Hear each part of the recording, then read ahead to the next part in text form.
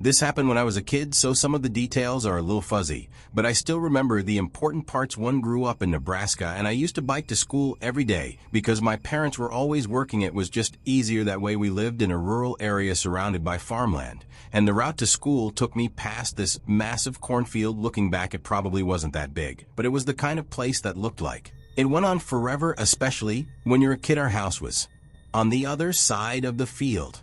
But my parents were always clear about one thing: don't cut through the cornfield. They were worried I'd get lost without a cell phone, and I didn't really question it. I'd seen how easy it was to lose your sense of direction in there, so every day I'd stay on the main road and bike all the way around it. I didn't have many friends that lived near my house, so I'd always bike alone. I didn't mind the longer rides. I actually developed a love for biking from doing it so often. I'd go for bike rides on the weekends, even when I didn't have to. I don't remember what day of the week it was, but it was definitely a weekday because I was biking home from school. I was biking home like normal when the chain on my bike popped loose. I don't remember how it happened, but it just came off completely. And no matter how hard I tried, I couldn't figure out how to pop it back into place. My dad had taught me how to fix my bike, but nothing I tried worked. I was stuck, and the thought of walking all the way home with my bike in tow sounded awful. Like I said, I didn't have a phone back then, so it wasn't like I could just call my parents for help. I wasn't going to ask for a ride from a random stranger driving by either. I knew better. I was on my own. That's when I looked over at the cornfield. Walking the normal route home was going to take forever, but cutting through the cornfield would save me a ton of time. I knew my parents had warned me to go in there, but I figured it couldn't be that hard to find my way through. After all, I just needed to walk straight right, so I made up my mind and pushed my bike into the cornfield, telling myself it'd be a quick shortcut. At first it was fine. The path I found between the rows of corn was narrow, but it was clear enough to walk through. The stalks towered over me, and I remember there being a gentle breeze that day. Imagine walking through a cornfield as a child. The stalks feel 10 times higher, and everything feels 10 times bigger. It started to make me feel a little uneasy. The corn also blocked out a lot of the light, and it was oddly silent in there. I can't remember why, but every so often I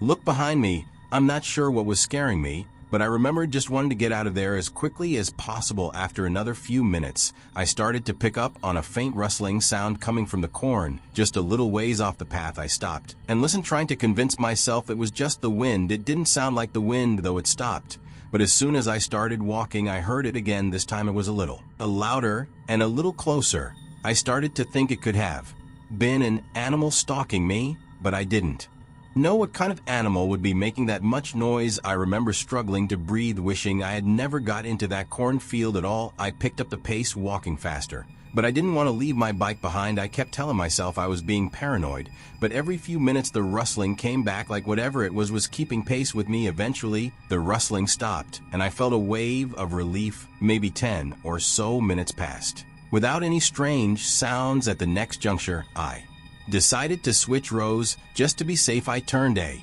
corner, and standing right there in the middle of the path was a man. He was just standing there, arms at his side, staring at me. He didn't look like a farmer or anyone who belonged out there. His clothes were dirty and torn, and he had what looked like long scratches on both arms. I don't know how else to describe them. They were just long marks that looked etched into his arm. I froze, not knowing what to do, but then he spoke. He asked me if I was lost in a low and raspy voice. I didn't respond. I was glued to the spot. He then took a step toward me and told me he'd help me find my way home. I felt like I was in sleep paralysis. I literally couldn't move. Every instinct in me screamed to run, but I couldn't. He started walking faster, his hands outstretched toward me, and that's when my legs just took over. I dropped my bike and ran as fast as I could. He started chasing me and shouted that he just wanted to help me. I did not stop running. I could hear him crashing through the corn behind me, yelling for me to stop. Every so often, I ducked into one of the corn stalks and crouched down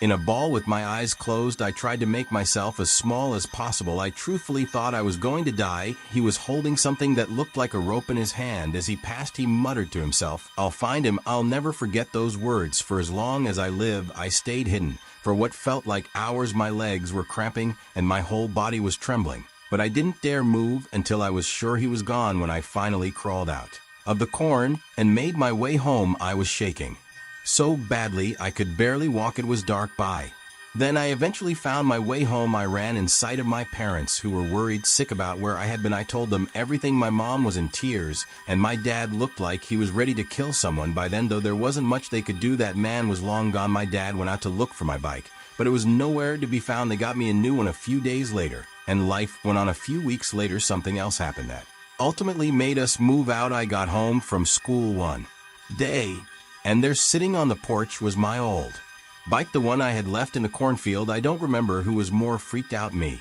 or my parents. My parents didn't feel safe with me in that house anymore, so we quickly moved out of there. My parents don't really mention what happens, but I don't think I'll ever be able to forget it.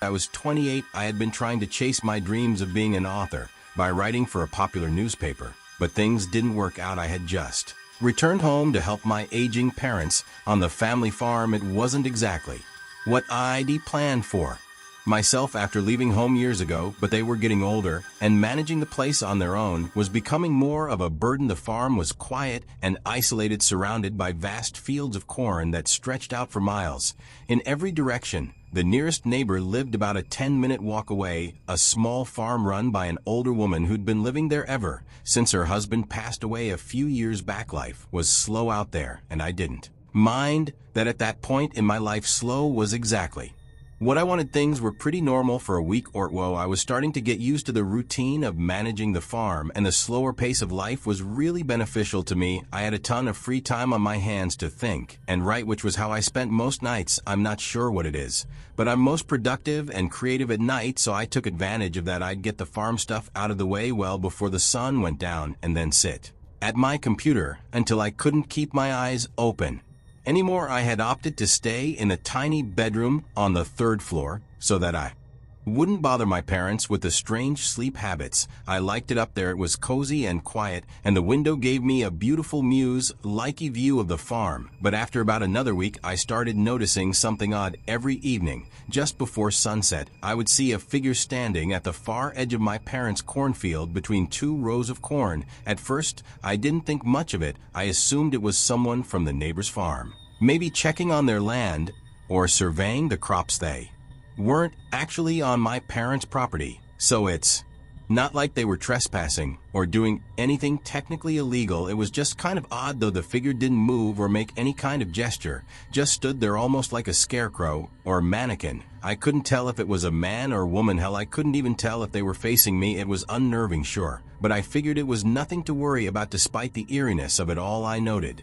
that the scene would definitely make a cool photo. A shadow against the golden backdrop of the evening sky and fields of corn that stretched on forever. A few more days passed, and the figure kept appearing, always around the same time, always around the same spot, just standing there. One night, I watched it extra closely, just to make sure it really wasn't a scarecrow. Eventually, I did notice it move, which confirmed that it was a person. It was strange, but I kept telling myself it was harmless. I even thought it might be the neighbor, the old woman my mother often mentioned. I hadn't seen her since I'd been back, but maybe she had a reason for being out near our property. Either way, there was only so much harm an elderly woman could really cause. It's not like she posed a threat to my parents or their property, of course. If that were true, I probably wouldn't be writing this all down. In hindsight, it probably wasn't wise to be so nonchalant about the situation. Things started to change. Over the next few days, the figure began getting closer. Each night, I'd see it between 2 different rows of corn, always closer to the house. It was still silent and still unmoving, but it was definitely closer each night. I was sure of that. I still couldn't make out any details about them from that distance, but things were getting serious. Now whoever was out there was deliberately getting closer and closer to my parents' property. After 2 nights of this, I decided I had to do something. The next morning, I told my parents about what I had been noticing the past few weeks. My mom brushed it off and told me that it was most likely the neighbor's son, who had always been a bit of an oddball. According to her, to call him an oddball was a bit of an understatement, but my mom was always want to put things nicely. To my surprise, they didn't seem concerned or even weirded out. They told me that I should just let him be, as he's harmless. One evening, as I was working late in the barn, I glanced toward the edge of the field and felt my stomach drop. The figure was no longer at the far edge of the cornfield. It was standing just outside the property line, much closer Then before a cold chill ran through me, I wiped my hands on my jeans and feeling a mix of unease and frustration, I decided to approach it. I needed a better look. I walked to the edge of the field and yelled, "Who's there?" But as soon as I got close, the figure turned and sprinted between a row of corn. I went to chase it, but as I was turning the corner, I literally saw him dive into a row of corn, disappearing from sight. My heart was pounding as I stood there scanning the field. But there was no way I'd be able to find him. It's not like I was going to start searching blindly through the corn stalks. I was really freaked out at that point. Even if that had been a troubled kid, I don't think I was comfortable with him on the property. The next morning, I headed over to the neighbor's farm, hoping to clear things up. The old woman answered the door, so I just asked her bluntly without sugarcoating things. She seemed really confused when I told her about what was happening. She shook her head slowly and told me she hadn't been outside after dark for weeks. Because of her health, she told me that she could barely get around, let alone walk to the edge of her land. I then asked her about her son. She told me that he left home years ago and hadn't lived with her since. I froze as she told me that I could feel my skin start to itch. Whoever I had chased the day before wasn't her son. It was a complete stranger. I left her farm with a growing sense of dread. Whoever or whatever was lurking near the cornfield wasn't from her place. I immediately told my parents about what she told me, and they grew concerned. My mom suggested calling the police, but my dad insisted that would be a waste of time since they hadn't actually done anything illegal. My dad instructed me to stay awake and wake him up should that person come back, which I agreed to. For the next few days, nothing happened. Like the figure wasn't there anymore, which was a relief. Maybe they had noticed me confronting my neighbor, or maybe they had simply decided not to return after being chased. Either way, I was relieved. Later that week, I was out in the barn finishing up some chores when everything went dark.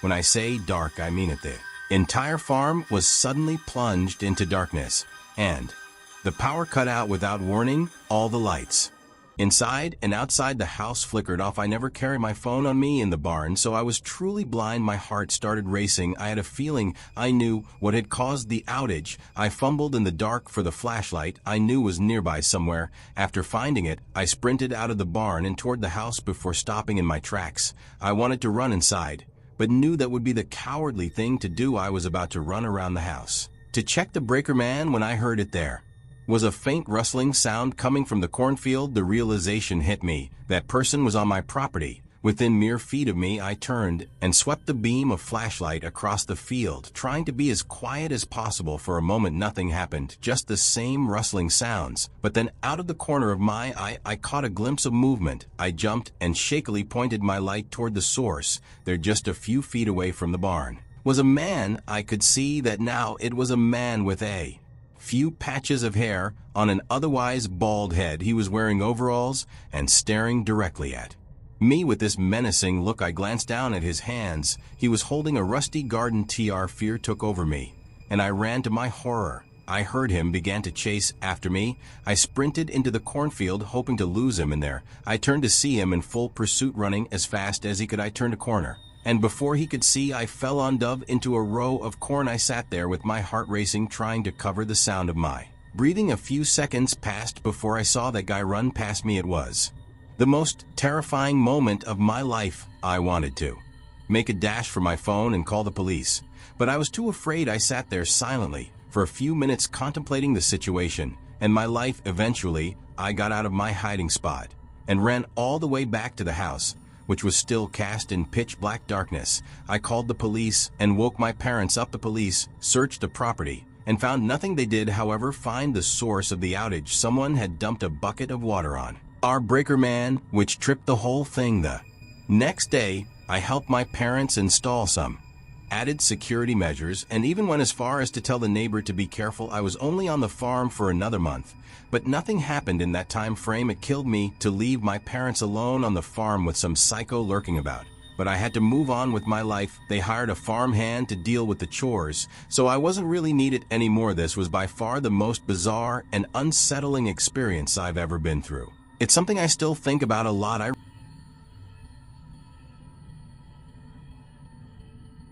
recently moved to Iowa to get away From things I got some dead-end job that pays a decent buck, it's not so bad. I'm definitely not going to stay out here forever. But the peace and quiet is good for me. There's a lot of farmland around here, which I'm sure doesn't surprise any of you. The rural environment is definitely not something I'm used to coming from the city and all, but I'm slowly adjusting to it. About 6 months ago, I found a modest home with dirt cheap rent that I lived in for a few months. While the house itself was small, the property was actually pretty big. I had a lot of land in the backyard, more than I knew what to do with. I'm not sure if it was a farm or abandoned, but there was this massive cornfield that sat right next to my house. Like the field ended at a little wooden fence that sat a few feet from the physical structure. You could practically touch the outside of the house and the fence at the same time. That's how close they were. As you could probably guess, I didn't have any neighbors, despite what you might think. I found the isolation really peaceful. Sometimes in the evening, I found myself staring into that field from the window, reflecting about my life. As the stalks billowed gently in the wind, I probably would have stayed in the house for a longer period of time had it not been for what I'm about to tell you. It was a windy October night, one of those cold nights that makes you want to sit in the comfort of a warm bedroom and look out the window at the wind blowing things around. I actually like being outside when the weather's like this. I know I'm a little odd in that regard. There's just something about shoving my hands in my jacket pockets when it's cold that makes me feel good. I was smoking a cigarette on the house's back deck, surveying the yard one more time before going back inside. I was almost finished when I heard a scream. It wasn't the kind of distant animal cry you hear sometimes out in the country. No, this was different. It was sharp, high-pitched, and unmistakably human. It sounded like it could have been a child, maybe a young boy. The sound echoed from the cornfield just beyond the house. Without thinking, I ran inside, grabbed my hunting rifle, and went back out. I'm not sure what came over me, but there was no way I was going to ignore a child that was potentially in danger. As I was running toward the cornfield, the scream came again, louder this time. I stopped in my tracks, scanning the dark, but I couldn't see anyone. I called out to the kid, asking him to scream again so I could find him. Silence. Adrenaline was surging through me. At that point, I jumped the fence, picked a random row of corn, and ran alongside it using my phone's shitty flashlight to see. I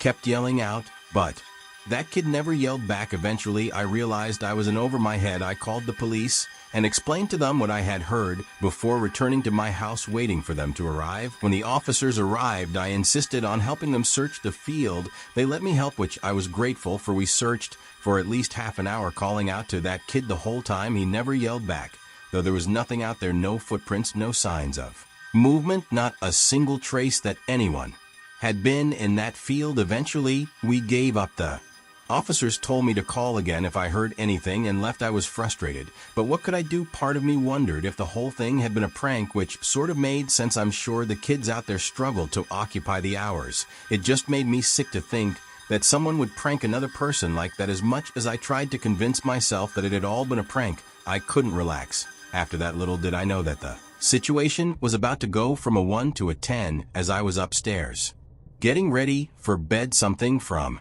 outside the window caught my eye. It was the last thing anyone would ever want to see outside a bedroom window, a faint orange glow. I rushed to the window, and I felt my stomach drop off. In the distance, there were small flames rising from the cornfield, flickering wildly. In the dark, I remember yelling holy __. Over and over. I knew I had to do something. The fire wasn't huge, but I knew it would spread fast with how windy it was out there. I sprinted down the stairs while calling 911, practically screaming into the phone. I grabbed the hose from the side of my house, turned it on, jumped the fence, and sprinted into the field. I prayed that it would be long enough to reach the fire. I was soaked by the time I reached the fire, but I didn't care. I knew the fire department would take forever to get there. I was the only hope. I sprayed the flames as best I could, doing everything I could to contain it. I was unbelievably lucky that it hadn't spread more quickly. I was able to put it out completely in just a few minutes. I leaned down to catch my breath, wondering why in the world this __ was happening